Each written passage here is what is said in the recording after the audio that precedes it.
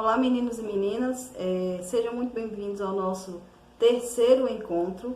Na aula passada nós falamos sobre formas de comunicação, tratamos principalmente da comunicação oral e demos o exemplo das parlendas, certo? Nós estudamos, no exercício de vocês, era para vocês fazerem uma parlenda, e eu dei um exemplo de parlenda e outras formas de comunicação oral e qual a importância da comunicação oral para o ensino religioso, ok? Antes de iniciar a aula, eu gostaria de dar alguns avisos que é bem importante, certo? Primeiro, pessoal, por favor, escrevam os textos de vocês de caneta azul ou preta, certo? Não esqueçam de colocar os nomes de vocês. Então, estou recebendo muito trabalho sem nome. É necessário, de fundamental importância que vocês não esqueçam de colocar os nomes de vocês nos trabalhos de vocês, certo? Tire uma foto no lugar mais iluminado possível, para que fique bem legível quando eu for corrigir, certo? Qualquer dúvida, utilizem os horários dos plantões do WhatsApp e vocês também podem estar revendo esse vídeo quantas vezes forem necessário para vocês tirarem as dúvidas de vocês, certo? O tema da nossa aula de hoje vai ser quais são as maneiras que o homem tem de contar a história. E eu gostaria de chamar a atenção, inclusive, para a capa do trabalho de vocês, que é para vocês verem como milhares de anos se passaram e algumas técnicas são tão enraizadas em nós seres humanos que nós mudamos a forma de fazer, mas o princípio, a raiz fundamental, ela continua. Lá na capa do trabalho, vocês vão ver, num cantinho, um homem das cavernas desenhando nas paredes, e no outro lado vocês vão observar um homem fazendo desenho, grafitagem numa parede.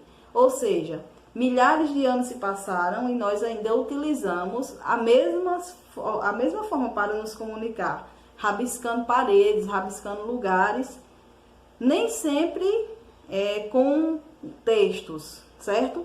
A maioria, inclusive a maioria das paredes que hoje você vai encontrar com grafitagem, você não vai encontrar um texto, você vai encontrar só uma imagem que fala muito, certo? Então, eu gostaria de chamar primeiro a atenção para esse tópico.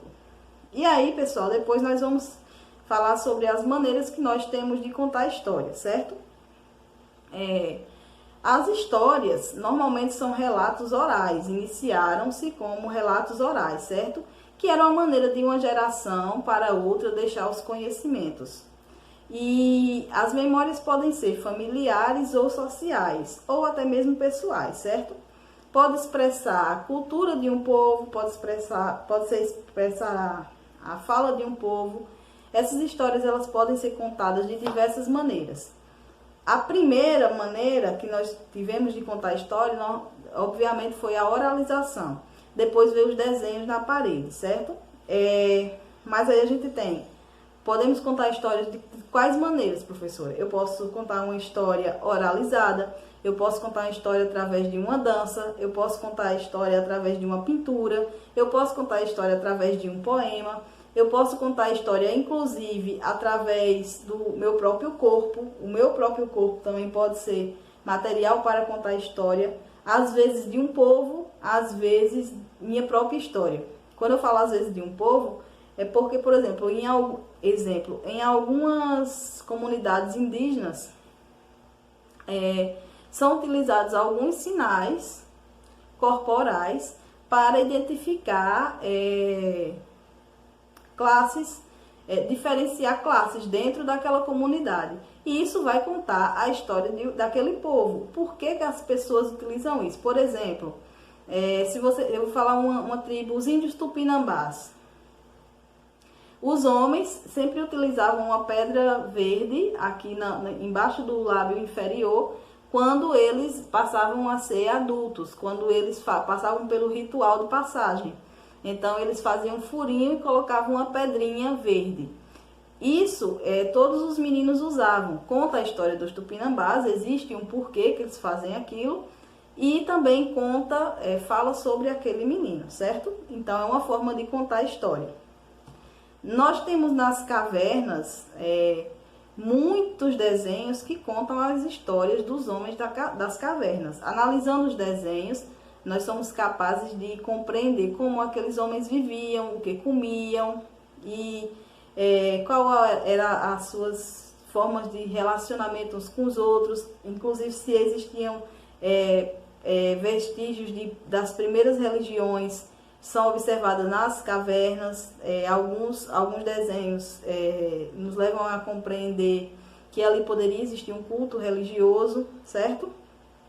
Então, estudiosos de história, arqueólogos e antropólogos, principalmente, buscam decifrar as imagens e os símbolos da pré-história para trazer para nós como uma forma de história, para que a gente possa compreender muitos dos nossos comportamentos hoje, que veio de muito antigamente, como eu mostrei na capa do trabalho de vocês, o homem da caverna pintando a parede da mesma forma que um pichador, certo? Pessoal, eu deixei um exercício aí de 5 questões que eu vou explicar bem direitinho na aula online, certo? Então, logo abaixo do material aí eu vou deixar o link e você só clicar no link que você já vai entrar direto para a aula online e lá nós vamos debater um pouco mais o tema e falar sobre esse exercício, tá certo? Então, espero vocês lá. Daqui a 5 minutinhos eu estarei na sala já começando